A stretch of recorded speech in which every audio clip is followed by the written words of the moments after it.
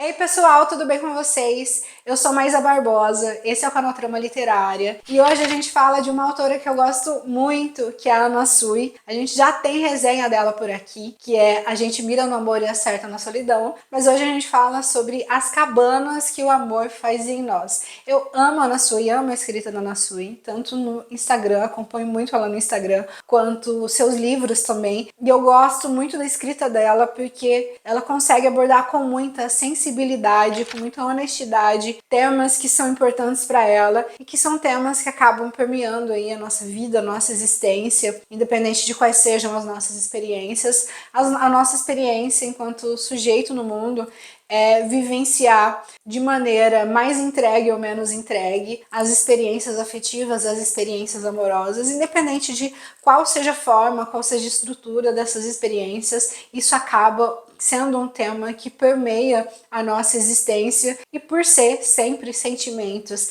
que não se trata do sujeito em relação a si próprio, mas majoritariamente dos sujeitos em relação a um outro, isso acaba sendo permeado por uma série de sentimentos que podem ser bastante conflitantes, sejam esses sentimentos muito positivos ou muito negativos. O amor, a vivência afetiva, a experiência amorosa acaba colocando a gente em lugares que podem ser muito bons ou muito ruins, e todas essas possibilidades a Anna Sui acaba trazendo aí, tanto nas suas reflexões no Instagram, quanto nas suas publicações por meio dos seus livros, que aliás, uma coisa que eu gosto muito é o fato de que ela consegue escrever abordando a temática do amor e do vazio e da dificuldade de lidar com a nossa complexidade de sentimentos em relação a isso, em relação a outras questões. Ela consegue sempre abordar por meio de textos diferentes, então o jeito como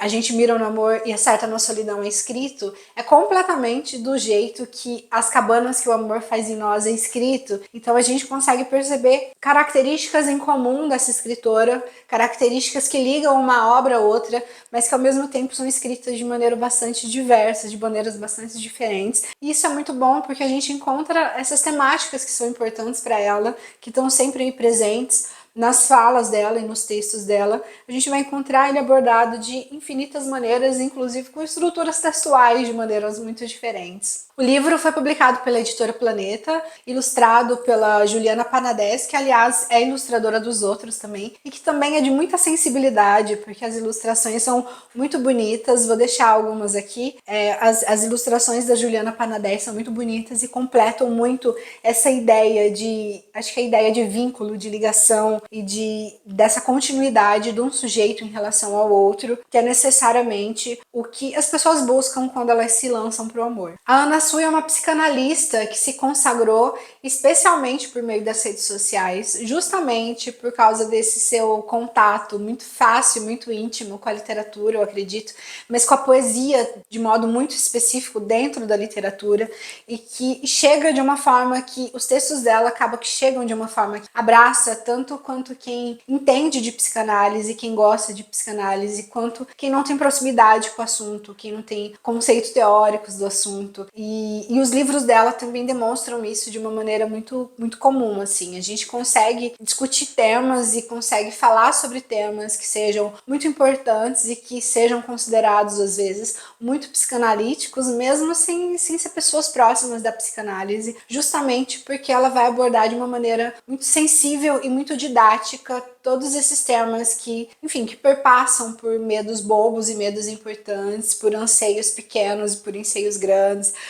pela questão de como vivenciar relações, como se preparar para essas relações, como não se preparar para as relações, enfim. Ela fala sobre uma série de sentimentos que estão muito presentes aí nas pessoas que estão tentando viver e estão tentando experienciar relações genuínas e estão tentando aí viver nesse grande palco aí de muitas possibilidades. Em As Cabanas que o Amor Faz em Nós, uma coisa que eu gosto muito é o fato de que ele nos leva para muitos caminhos, assim. Então, os textos vão apresentando sujeitos que vivenciam percebendo relações de maneiras muito diversas, e são textos muito curtos, então textos curtos que chegam também muito rapidamente na gente e que, por serem curtos, vão apresentando experiências também muito diversas e muito próximas, assim. É diferente da gente estar lendo, sei lá, um romance que a gente vai ver poucas formas de amor descritas ali, que a gente consegue ter esse mapeamento. Em As Cabanas que o Amor Faz em Nós, como a gente tem muitos textos, como experiências muito diversas, a gente vai percebendo que, especialmente hoje, acho que em tempos de redes sociais, em tempos de mundo virtual,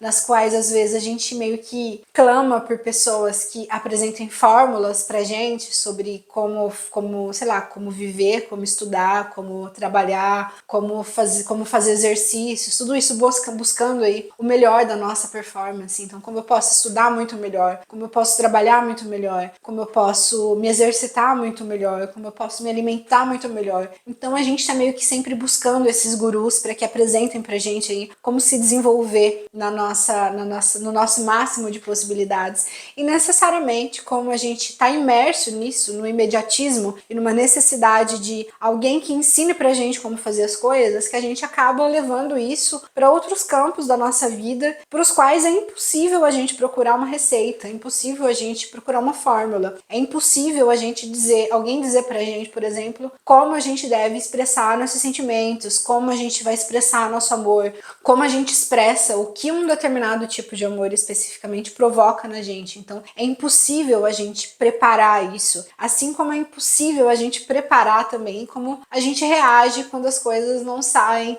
da maneira como a gente quer, justamente porque, como a gente vai percebendo ao longo do livro, o amor ele é isso que é especificamente emocional. A gente consegue racionalizar muito pouco disso. Então, é o tipo de sentimento ou é o tipo de coisa para qual a gente não pode buscar fórmula, mas ainda assim a gente busca fórmula, a gente quer buscar fórmula, porque aparentemente sempre tem alguém que possa nos ensinar alguma coisa. Então, necessariamente vai ter alguém que vai ensinar a gente como amar melhor, como se comportar melhor dentro dos nossos afetos, como se comportar melhor em relação aos nossos sentimentos. E a gente esquece aí, nesse caminho, que o ser humano ele é bagunçado mesmo, o ser humano é confuso e necessariamente a gente vai meter os pés pelas mãos quando a gente tenta racionalizar até o que não pode ser racionalizado. Eu acho que até o modo como os livros são configurados, são apresentados, e aí fazendo um paralelo com A Gente Mira no Amor e Acerta na Solidão, pelo menos pra minha impressão, o A Gente Mira no Amor e Acerta na Solidão é um livro um pouco mais triste, assim, é um pouco mais dolorido, porque, como o título vai falar, ele fala dessa busca que a gente tem em relação ao amor e como, apesar de tudo, a gente é sozinho e a gente, invariavelmente, a gente vai acabar sozinho ou se sentir sozinho, mesmo que a gente esteja muito bem acompanhado. Agora, aqui nas Cabanas que o Amor Faz em Nós, a gente tem isso discutido de uma maneira muito mais leve, de uma maneira, pelo menos na minha impressão, de uma maneira menos sofrida, porque a gente vai vendo que o amor é isso que pode conduzir os sujeitos para lugares muito bons e para lugares muito ruins, e isso é absolutamente incontrolável, porque não depende somente do sujeito que ama, depende aí de uma série de coisas, inclusive da outra pessoa que receba ou que não receba, se ela não quiser, esse amor que o sujeito manifesta ali. Mas que também vai depender de outras coisas, vai depender de várias questões que permeiam aí o mundo real e que acabam fazendo com que esse sentimento vai ser vivenciado para aspectos para além de somente o sentimento. Uma coisa que vai ficando meio evidente conforme a gente vai lendo os textos é que o amor ele é esse exercício de uma espécie de exercício de seguir em frente, mesmo em relação a um amor. Então a gente pode seguir em frente em relação a um amor, ou a gente pode seguir em frente na repetição do amor por meio de outras experiências amorosas. A gente pode seguir em frente por meio de outras relações. Mas na verdade, de qualquer maneira, o amor ele vai ser esse ato, esse gesto de seguir em frente. E o Marco Antônio Coutinho, que faz o prefácio, usa uma expressão que eu gostei muito e que para mim tem muito a ver, acho que talvez seja isso que defina todos os nossos amores, que é a ideia de que o amor serve para afastar a morte. E tem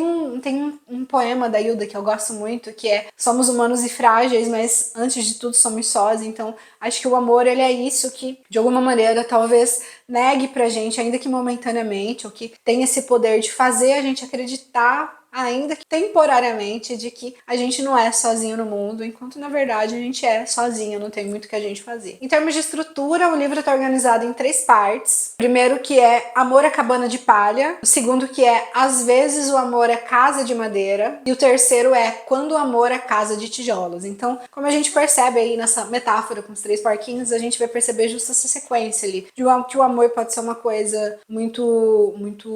como se diz, muito inconsistente, que pode desaparecer com um sopro, mas ele também pode ser uma coisa muito consistente, como uma casa de tijolo, e para isso acontecer a gente precisa de vários fatores ali, mas que necessariamente